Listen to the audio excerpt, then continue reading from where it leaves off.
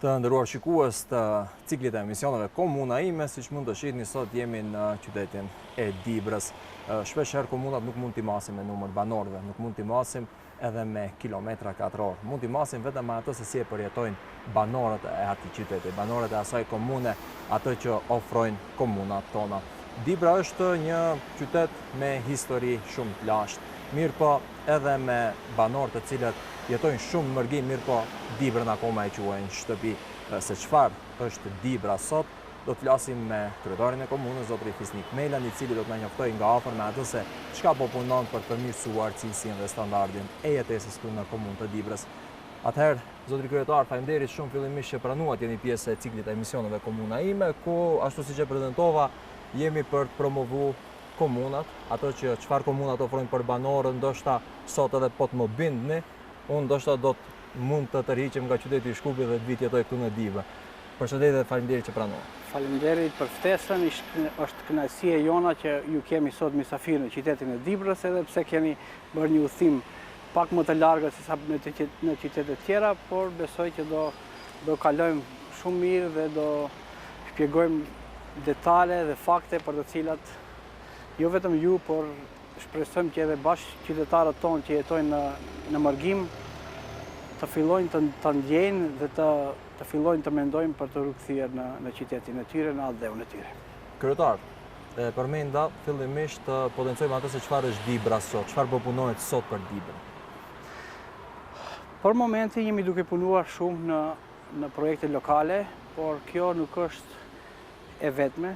Tani pikë së pari kisha dashur që të prezantoj disa nga projektet strategjike të Dibrës, që ndërlidhen me rrugët rajonale, me hapjen e rrugës së Arbërit, e cila e shkurton ndjeshëm distancën nga Dibra për Shqipëri ose më konkretisht për Tiranë. Qytetarët e Dibrës munden në një orar prej afër një orë e diçka të udhtojnë nga Dibra deri në Tiranë. Kjo është një lehtësim shumë i madh për ne, por është edhe një urlise komunikuese ndërmjet dy shteteve, Republikës së Maqedonisë së Veriut dhe Republikës së Shqipërisë. Që nga momenti i hapjes së rrugës së Arbërit, frekuenca e pasagjerëve të cilët vinë në qytetin e Dibrës është rrit ndjeshëm. Dhe kemi një mesatare prej afër 10.000 personave të cilët futen çdo ditë në qytetin e Dibrës për nevoja të ndryshme. Kjo hap një potencial shumë të madh për zhvillim për qytetin tonë. Gjithashtu, një pjesë e madhe e qyteteve të Maqedonisë, të cilët udhtojnë për vizita të ndryshme në Shqipëri, qoftë turistike apo biznesore, për momentin e frekuentojnë qytetin e Dibrës, edhe sipas statistikave, pika doganore e Bllatës ka arritur pothuajse të njëjtën frekuencë sa është pika e Qafsanës. Në të njëjtën kohë jemi në fazën finale, për të cilën unë edhe kryetari i rrugës zotëri Mendi Qira jemi angazhuar personalisht që ta përshpejtojmë edhe hapjen e sistemit One Stop Shop me Shqipërinë. Është nënshkruar marrëveshja ndërmjet dy ministrive përkatëse të punëve të brendshme dhe është në fazën e implementimit. Shpresonim që ta hapim para gushtit, para një gushtit, por për disa shkaqe teknike do prolongohet pak, por nuk besoj se do zgjatet më shumë se sa 1 ose 2 muaj nga momenti që jemi duke folur, që do ta ulën ndjeshëm pritjen në pikat kufitare. Gjithashtu është shumë me rëndësi të ceket se rruga Dibër-Kërçov ose deri te dalja e fshatit Izvor është në fazën përfundimtare, është një projekt që është nis disa vite më herët, por me angazhimin tonë dhe të qeverisë momentale jemi duke përshpejtuar që ta finalizojmë këtë projekt, edhe kjo do jetë një arterje shumë e rëndësishme që do të lidhë Dibrën me Kërçovën, por njëkohësisht do jetë edhe lidhje me korridorin 8. Edhe pika tjetër e fundit strategjike është në fazën e projektimit. Nuk mund të premtoj sa do zgjasëm, pasi kjo është projekt e Ministrisë të Transportit, që është një rikonstruim i rrugës Dibër-Prizren. Që do të thotë se për një distancë prej një orë gjys, qytetarët e Dibrës do mund të kenë dalje deri në fshatin Rastelic ose në kufirin me Kosovën. Se për këtë lidhjes me Prizrenit, po e kuptojmë kryetar që qyteti i Dibrës është një qytet i cili dal nga dal, po është një zonë shumë strategjike, marrë parasysh ndërlidhjet kufitare, mund të lidheni me Shqipërinë, mund të lidheni me Kosovën, po gjithashtu edhe kyçja në korridorin 8 do të mundson edhe zgjerim të opsioneve për zhvillim ekonomik të kësaj komune. Kryetar, ata që na dëgjojnë, duke folur tash për këta projekte, shumica besoj që do t'i bie ndërmend se nga çfarë fonde po realizohen. Janë fonde që keni marrë nga ministrinë, nga ekzekutivi, pasi që si komunë nuk besoj që buxheti komunal tjetë aq i lartë që të mund përmbyllën gjithë këta projekte kapitale. A ka marrë Dibra fonde nga Kredia Hungareze dhe cilat projekte mund të realizoj këta strategjike të kemi fjallën, pa i mënjanu apo pa i nënvlerësuar projektet lokale? Të gjithë këto projekte që i përmendëm pak më herët janë projekte më të mëdha dhe projekte më strategjike, të cilat janë nisur qoftë këtë periudhë të shkurtër ose kohë më herët dhe janë të gjithë të financuara nga pushteti qendror. Kurse sa i përket kreditës hungareze, qyteti i Dibrës ka marrë dikun rreth 2 milion euro për në dy thirrjet dhe të gjitha janë projekte infrastrukturore lokale, të cilat e përmirësojnë ndjeshëm infrastrukturën dhe rrjetin e ujësillësit dhe kanalizimeve në qytet. Kryetar, e përmendëm për pjesën e kredisë hungareze dhe zhvillimit të komunës Dibër përmjet kësaj thirrje apo kësaj kredie, sa e ka cënu duke e ditë se Dibra ka shumë mërgjimtar jashtë kryetare dhe duket ka qenë si kusht pjesa që është diskutuar shumë, jo rezident, a e ka cënu kjo pjesa që mërgjimtarët nuk janë llogaritur si kokë banore dhe ndoshta për atë faj edhe Dibra nuk ka mund të thithë edhe më shumë jetë nga kredia hungareze? Patjetër që e ka cënu, sepse ngjashëm edhe me qytetet të tjera në Republikën e Maqedonisë, ajo e ka ullë për 1% të saktuar vlerën totale për të cilën kemi përfituar si komuna, por kjo nuk është diçka që varet nga komuna jonë, kjo është formulë që pushteti qendror e ka caktuar për të gjithë komunat, por kryesisht në atë vlerë është një shumë e kënaqshme për komuna. Këtë feedback e kam edhe nga komunat të tjera, edhe shpresoj që qeveria do të vazhdojnë edhe në vitet e ardhshme. Në vitin e ardhshëm ka pritshmëri për të pas edhe një thirrje, që do të jetë një injeksion shumë i madh për të gjithë komunat. Në Dibër në këtë kapacitet nuk ka pas nga viti 1990 deri tani kaq shumë mjete të dedikuara vetëm për zhvillim lokal. Kryetar, unë besoj që pak a shumë i përmbledhëm disa nga projektet më të mëdha kapitali, mirë po rrugës dhe deri në destinacionet e tjera do të kemi mundësi që detajisht t'i tregojmë të gjithë shikuesve tanë se çfarë ofron Dibra dhe çfarë kryetari Mela pas 4 viteve e shef qytetin e Dibrës. Kryetar, mund të ecim deri tek një destinacion tjetër? Me kënaqësi më të madhe. Dibra nuk është thjesht një komunë në hartën e Maqedonisë së Veriut. Është një vend që mban mbi supe histori, sakrifica dhe identitet. Kjo tokë ka nxjerrë figura të shquara dhe ka qenë gjithmonë një urë lidhëse mes brezave të shqiptarëve. Sot sfida nuk është vetëm ruajtja e historisë, por dhe ndërtimi së ardhmes, për të kuptuar më mirë se ku ndodhet Dibra sot dhe ku synon të shkojnë nesër. Po e vazhdojmë bisedën gjatë rrugës me kryetarin e komunës. Kryetar, një pjesë bisedës në çdo herë bëjmë makinë, duke pa të thotë edhe vetë qytetin, edhe për t'i folë disa temat cilat janë pak ma relaksuese për shikuesit tonë, pasi që pjesa zyrtare çdo herë ndoshta edhe shpeshherë bëhet shumë irrituese për publikun. Kryetar, na thuj para se të merrnit përsipër këtë përgjegjësi. Çka ka qenë do thotë ajo që ju e keni detektuar për Dibrën si problematikat kryesore e që ju sot e keni marrë përgjegjësinë për t'i zgjidhur ata? Realisht unë vi nga sektori IT-s, edhe kam punu për kompani të ndryshme internacionale më herët, edhe shumë miqë dhe familjarë më kanë thënë pse je fut politikës, nuk e pas nevojë, që realisht edhe nuk kam pas nevojë. Nuk jam fut politikës për të marrë poste në nivel qendror, edhe pse rrethanat na mësuan që për atë një vit e gjysmë ta ushtroj detyrën në zëvendës të drejtorisë të hirave publike dhe zëvendës drejtor të fondit shëndetësor. Në ato pozita kam marrë eksperiencë shumë të mirë për atë kohë të shkurt, por qëllimi kryesor pse jam fut në politikë ka qenë probleme të cilët kanë qenë në qytetin tonë edhe vizionin të cilën unë e kam pa dhe kam pas mendim ndryshe se qyteti i Dibrës mund të menaxhohet shumë ndryshe, ka kapacitet shumë të madh se sa ai i cili shfrytëzohet për momentin dhe tani na u dha shansa që të kemi këtë mundësi dhe ne duhet të japim maksimumin ton që qytetarët t'i shohin këto ndryshime edhe t'i bindim që kemi qenë ndryshe nga mandatet e kaluara. Kryetar, kur kaloni sot Dibrës, çka mendoni të bëni fillimisht?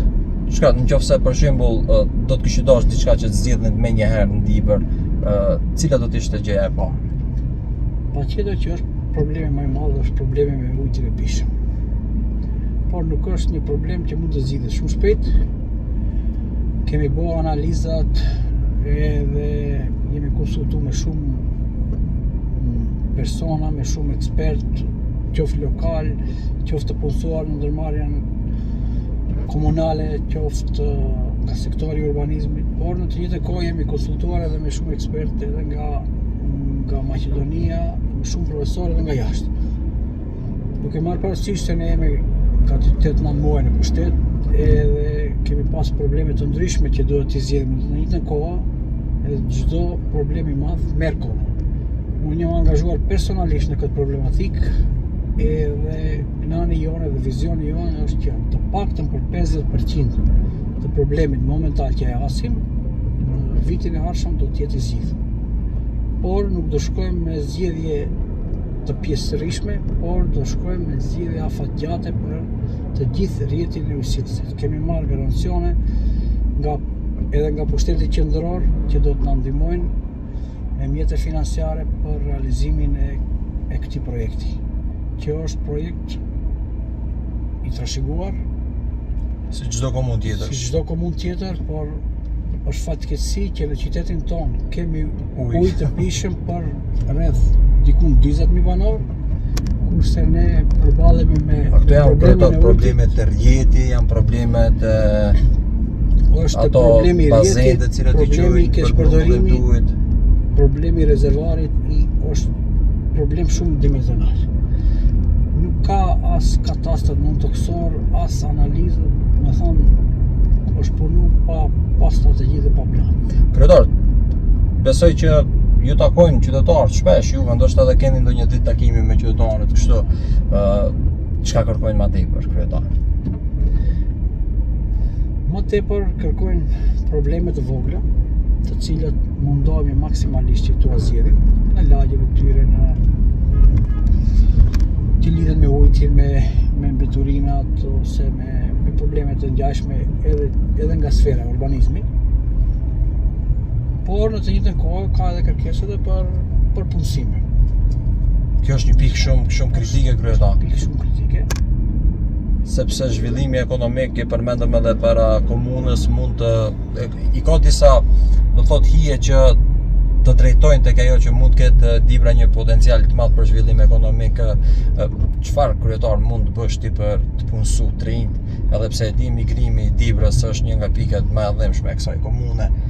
Kemi shumë banor jashtë, të cilat kthehen vendlindje kur janë pushimet, mirë po migracioni nuk ndodh vetëm edhe jashtë Dibrës kryetar. Kemi migrim edhe prej Dibrës në qytete tjera.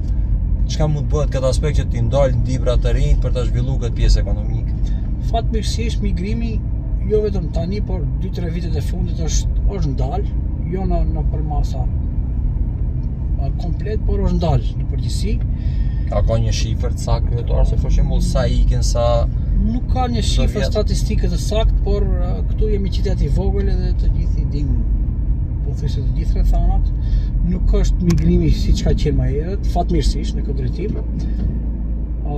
Ka një shpresë të rritë ose të persona të cilët jetojnë në Dibër që duan të vazhdojnë të jetojnë këtu, por ne mundohemi edhe detyra kryesore e komunës është që të mundson hapësirë dhe rrethana për biznesin edhe për faktorët të tjera, të cilët do të lehtësojnë automatikisht jetën e qytetarëve dhe do të japin mundësi edhe bizneseve të zgjerohen dhe të hapin bizneset e reja. Por kjo ndërlidhet edhe me strategjinë më hershme të planeve urbanistike, për të cilën ne nuk pajtohemi se është punu mjaftueshëm, jo se nuk është punu fare, por është dash që tani të kemi zona ekonomike të gatshme edhe mundësitë të tjera për investitor potencial. Fatmirësisht ka të interesuar edhe investitor me preardhje Tibrane që jetojnë jashtë shtetit, por edhe investitor të tjerë të cilët kanë shprehë dëshmëri që të investojnë në fabrika dhe në mini fabrika të industrive të ndryshme në qytetin tonë. Edhe në këtë pikë unë i kam dhënë tekst të veçantë. Kryetar, sa punohet pasi që vetë cekët për t'u kthy mërgjimtarët në Dibër? Çfarë kushte i ofron komuna? Për shembull, a keni ndonjë plan se si t'i kyçni rrjetet e bizneseve këtu tek ne, t'i bëjnë lehtësime, t'i jepet mundësia që të paktën kapitalin cilën e kanë atje të vinë ta rikthejnë në Dibër? Besoj që Dibra po ju kthyn krejt mërgjimtarët me krejt investime dhe kursime që i kanë, Dibra do të bëjë qyteti më i pasur në Maqedoni. Pajtohem edhe Dibra ka një komunitet shumë të fuqishëm në Shtetet e Bashkuara, kryesisht në Amerikë, ku kemi një numër shumë të madh të personave të cilët posedojnë edhe biznese shumë të fuqishme. Për në Amerikë, jo ma ta krahasojmë për standardin e Maqedonisë ose të Dibrës. Kjo don pak kohë, don pak shpresë dhe optimizëm. Ka edhe raste suksesi, kemi kompaninë Slice, kemi Diekotech edhe Korabi Ready Mix, disa nga mërgjimtarët tonë të cilët kanë hapur kompani. Këto kompani kanë pas histori suksesi, por jo me mbështetje shtetërore ose lokale, ose mund të themi me mbështetje minimale.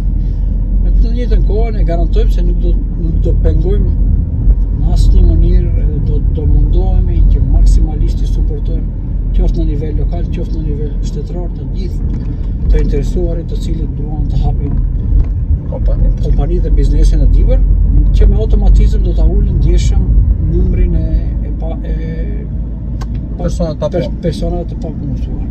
Në të njëjtën kohë jemi duke punuar edhe në sferën kulturore, artistike, sportive në Dibër dhe për herë të parë këtë vit kemi bërë Dibra Fest, një kalendar me evente të ndryshme sportive dhe besim kuadër të aktiviteteve rekreative kulturore që qytetarët kanë mundësi të argëtohen edhe për momentin janë duke u zhvilluar pothuajse gati çdo ditë këto aktivitete. Është hera e parë në Dibër, normal që mundet edhe më mirë. A janë asë aktivitete tradicionale kryetare, pasi që duke marrë parasysh Margatën, atyre pak i mungon kjo pjesa e vallëve, pjesa e traditave tonë. Fatmirësisht kemi di festivale Oda Dibrane dhe teatrin, festivalin e dramave të Dibrës, të cilët janë në muaj shtator dhe dhjetor, janë bërë si tradit, por ne do vazhdojmë të mbështesim financiarisht edhe me të gjithë resurset tona që këto festivale do të vazhdojnë edhe jeni të thirrur marrin pjesë, janë festivale shumë tradicionale dhe shumë të mira. Me Odën Dibrane në Shqipëri, Ministrinë e Kulturës ka një eveniment në të cilën zgjidhen festivalet më të mira nga kategori të ndryshme. Në kategorinë e festivaleve tradicionale, Oda Dibrane mori vendin e dytë. Ky festival mbahet në qytetin e Peshkopizës të Dibrës. Ka përkrahën në mënyrë shoqatat kulturore, marrë parasysh artistat dhe këto gjëra tjera, sa e kanë ndihmën e kryetarit Mela sot? Për nivel lokal besoj që është mos e mjaftueshëm në rrethonat e buxhetit të Dibrës edhe të komunës të Dibrës, por ne do mundohemi që në të ardhmen sa më tepër të ndihmojmë këto festivale të cilat japin rezultat.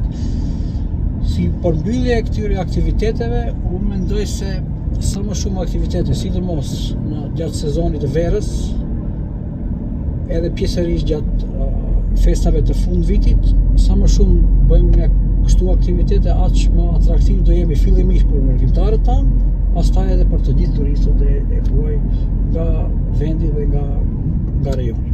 Unë shpresoj kryetar që sinqerisht ju uroj shumë sukses në këtë aspekt, nëse arrini të bëni maksimumin e juaj për atë që të paktën marrëdhënëtarëve t'u lehtësohen kushtet e investimit këtu tek ne, edhe që një ditë kemi do të thotë edhe përvojën atyre, sepse e dimë ne çfarë përvoje ka në vendet ku jetojnë marrëdhënëtarët tanë dhe sa janë përgatitur ata për tregun e punës.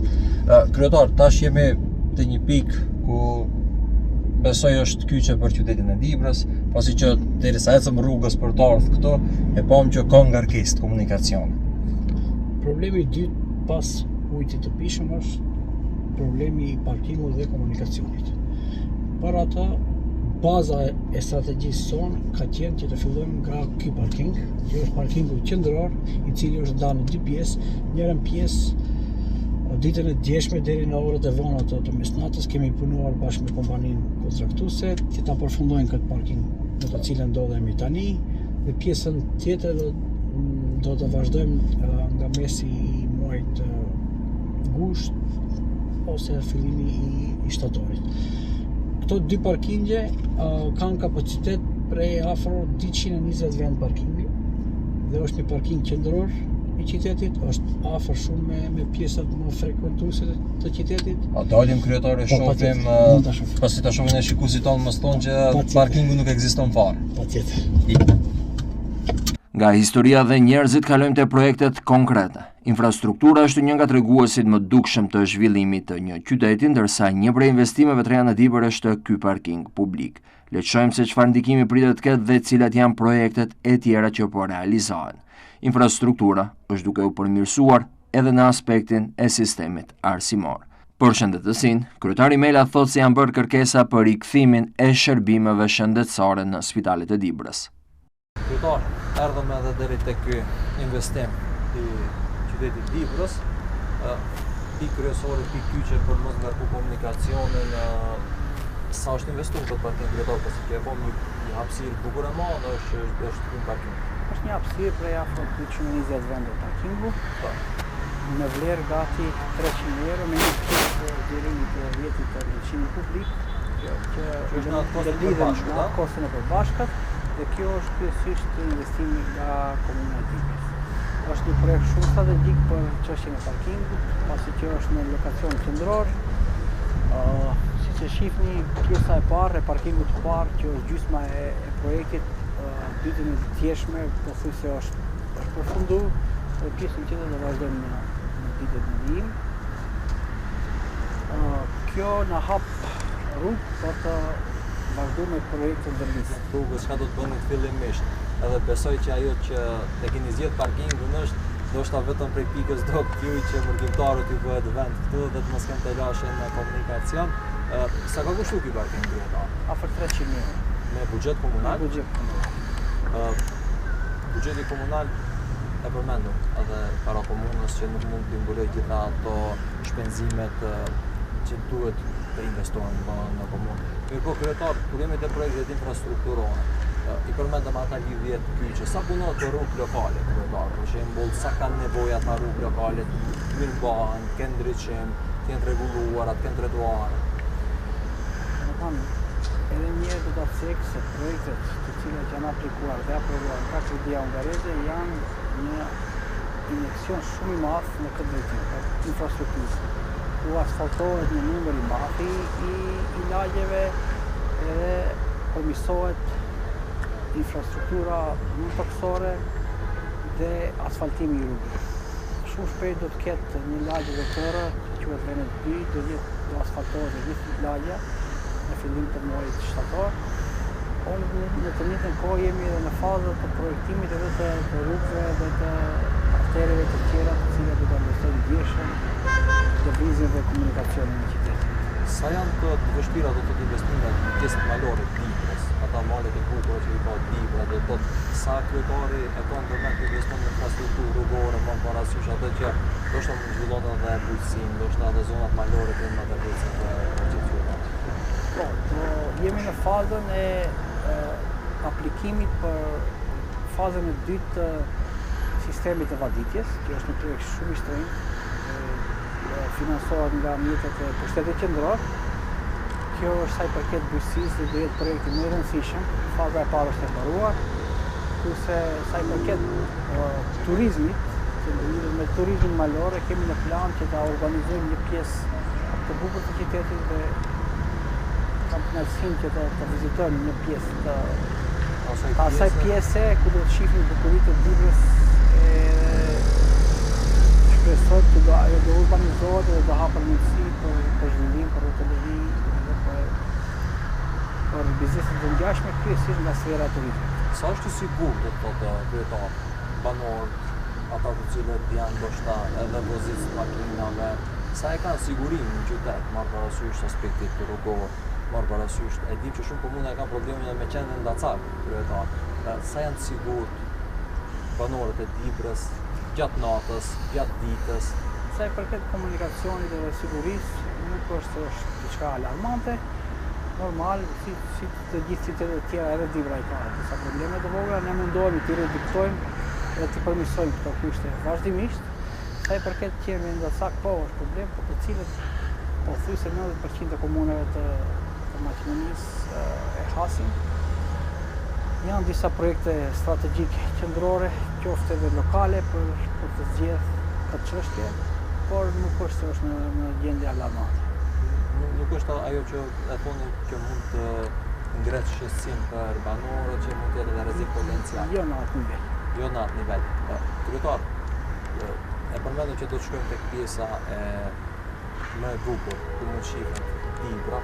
Mirë po, këtu do të kisha dashur, kur jemi te projektet infrastrukturore, kur jemi tek projektet kapitale, të flasim pak për atë se infrastrukturë, shumë njerëz e kuptojnë rrugën, kanalizimin, ndriçimin, mirë po, edhe në shkolla kemi infrastrukturë. Në sistemin arsimor, për shembull, sa punohet për rikonstruir shkolla, për të krijuar infrastrukturë të duhur shkollave dhe sistemit arsimor në Dibër.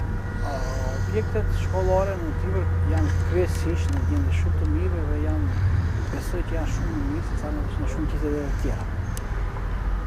Fal punës të menaxhmenteve që kanë pas, fal donacioneve të ndryshme nga mërgjimtarët tonë, për momentin kemi një donacion të madh në rikonstruim të shkolla Penestia, ku renovohen një numër i madh i klasave dhe i kabineteve me donacione personale nga diaspora, por do ta ndalidhe edhe me spitalin e qytetit, edhe spitali i qytetit dita ditës është duke u kthyer në gjendje të shkëlqyeshme.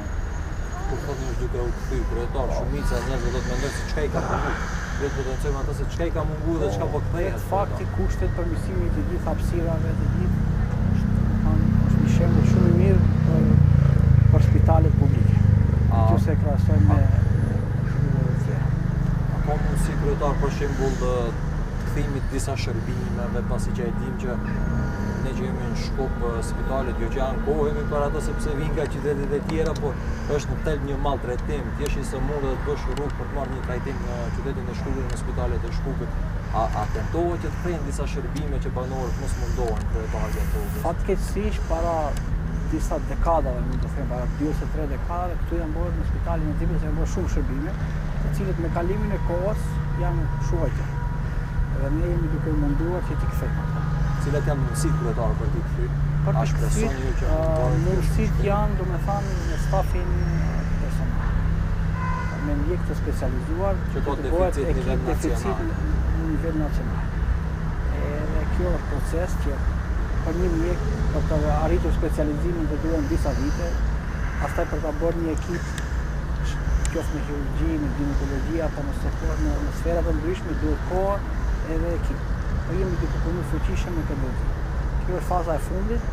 Faza tjetër për spitalin është objektet dhe aparaturat janë në nivel shumë të mirë. Kjo është faza e fundit. Jemi bashkëpunojmë duke punuar në Ministrinë e Shëndetësisë dhe të fillojmë të kthejmë këto shërbime, duke marrë parasysh se vetëm zona andej kufirit të Dibrës, qarku i Dibrës që quhet Shkupi, Maqellare dhe fshatet e tjera kanë diku rreth 150.000 banor. Edhe kryetar ata kanë shërbime kryetar atje, si a dalin kryetar? Ato kanë në Tiranë, por por vinë edhe në qytetin tonë, për trajtimin shëndetësor. Do thot prej pjesës Shqipërisë vinë për të trajtuar në pjesën tonë, gjë që besoj që edhe këta të bashkimit evropian disi e kanë më me qejf kur investohet në bashkëpunim ndërkufitar, kryetar. Edhe është shumë sen që qenësia një bashkimin evropian vlerësohet shumë, edhe kjo me Shqipërinë besoj që do të jetë një bashkëpunim shumë i mirë. Ne kemi edhe një arsye tjetër, sepse Dibra ka qenë historikisht një. Emrin e kemi Dibra e Madhe dhe Dibra e Vogël, ne mund të them se jemi një qytet, një familje. Kjo është një arsye edhe më tepër që të bashkëpunojmë. Cilë Dibran krenohen më shumë kryetarë, ata Dibran të Besoj që ne. Shqipërisë apo Dibran të Maqedonisë Veriut? Ne jemi më krenar në aspektin se si investohet këtu, kemi më shumë kushte se ata. Me historinë e qytetit. Me historinë e qytetit. Qendra ka qenë këtu në Dibën tonë. Edhe pse për me numër banorësh tani është e kundërta, por ata janë më shumë, historikisht bashkë. Kryetar, atë ne preferoj që të vazhdojmë në një pjesë tjetër Dibrës, atje ku Dibra shihet më së miri dhe pasurinë natyrore të Dibrës, do të mund të flasim atje edhe aspektin e turizmit. Në Dibrë së fundmi janë vënë në dispozicion banesat sociale të destinuara për familjet në nevojë dhe kategoritë më të rrezikuara. Interesimi ka qenë i madh, me 10 familje që aplikuan për siguruar një stre. Ky projekt synon përmison kushtet e jetesës dhe të ofrojë më shumë siguri për qytetarët që përballen me vështirësi sociale. Por zhvillimi një komune nuk matet vetëm me rrugë, parkingje apo objekt. Dibra ka dhe një pasuri natyrore që mund shndërrohet në motor ekonomik për të gjithë rajonin. Jemi pranë liçenit Dibrës ku do flasim për potencialin turistik, investime dhe vizionin për të kthyer këtë zonë në një destinacion më tërheqës. Pamja është mbreslënse, por pyetja mbetet, apo shfrytëzohet ky potencial aq sa duhet? Çfarë mungon në liçenin e Dibrës që tërheq më shumë turizëm dhe investime? Për këto do të flasim me kryetarin e komunës. Atëherë, duke qenë Dibër, pas gjithë atyre elaborimeve, do të thotë çka po investohet në qytetin e Dibrës, projektet infrastrukturore, shëndetësia në vazhdim, nuk mund dalim prej Dibrës, do të thotë parë tek liçeni këtu që edhe me Strugën ja kanë potencu kryetarit të Strugës e Mendiqyra, por edhe juve po atë njëjtën që shumë pjesë të qyteteve tjera ju xhelozojnë për këtë bukurinë natyrore kryetar. I kemi banja termike të Banjishtit, Kosovërastit, e kemi Bigorski manastirin, e kemi edhe liçenin e Bukur. Çka mund të bëhet kryetar për të kthy Dibrës një shkëlqim turizmit? Është një pyetje shumë e qelluar, siç e shihni edhe në Prapavi, këtu është liçeni i Dibrës, i cili ndëlidhet me dy lumej, Drinin e Zi dhe Radika.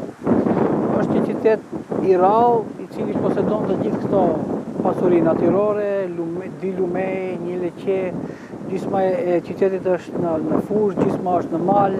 Malin Korap. E kemi malin Korap, pikë kufitare, kemi pasuritën të ndryshme natyrore si gipsi dhe mineralet të tjera. Edhe është e rrugës. Këta bukuri natyrore do të kthy turizëm. Këto bukuri shfrytëzohen, jo se nuk shfrytëzohen fare, por paramendohen nëse ka një strategji afatgjate dhe strategji adekuate për turizëm. Edhe ne hapin e parë të cilën jemi në fazën finale është që të krijojmë një strategji afatgjate turizmi, ku përfshihen lloje të ndryshme të turizmit. Këtu kemi turnire ose evenimente të ndryshme në peshkim, në gara dhe turizëm për bicikleta, kemi turizëm, sporte ujore, kajak, ka pas shtete të ndryshme të cilët i kanë bërë ushtrimet edhe i kanë zhvillu kapacitetet e këtij liçeni i kanë shfrytzuar për trajnime të ndryshme. Edhe realisht si industrinë kyçe nuk e shohim industrinë ose ndërtimin e fabrikave, që është në rregull, por turizmin e shikojmë si sferën kyç për zhvillimin e qytetit. E përmendët pak që keni në fazë finale një strategji për zhvillim turizmit. Çka është para pa kryetar sakt në atë strategji? Çka pretendon zhvillohet? Do me thënë, ne si komunë dhe si administratë do japim të gjithë parametrat kompanisë e cilat do ta zhvillojnë këtë strategji. Edhe në bazë të atyre të dhënave, kompania do ta zhvillon një strategji të detajuar dhe afatgjate.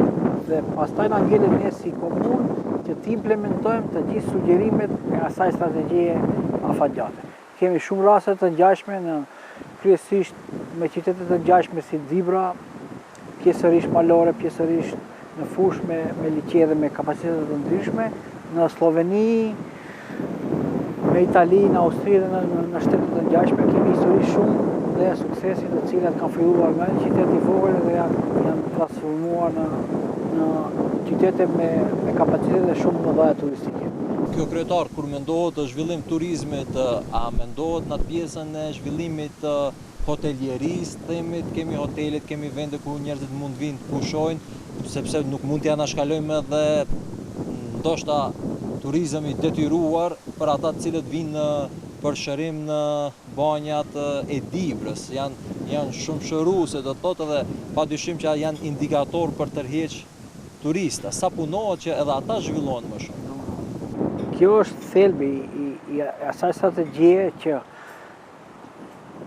për kërkesat që do i kemi, ose për strategjinë që do ta bëjmë, duhet paralelisht që komuna të krijon kushte edhe për kapacitete hotelerike që të përputhen me atë strategji. Se ne nuk mund të kemi ose të bëjmë promovim e marrim si për shembull ciklizmin, të kemi një numër të konsiderueshëm të turistëve nga i drejtim, por në të njëjtën kohë mos kemi kapacitet ku ato mund të flenë kapacitete hotelerike. Domethënë, kjo është thelbi i kësaj strategjie, që të punojmë paralelisht në të gjithë drejtimet.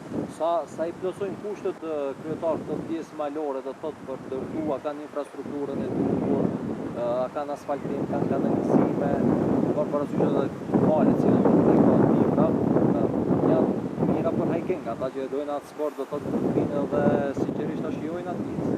Pjesërisht ka infrastrukturë, por më shumë na gëzon fakti që kur vinë turistët të jashtëm në këto drejtime e përmendë hiking.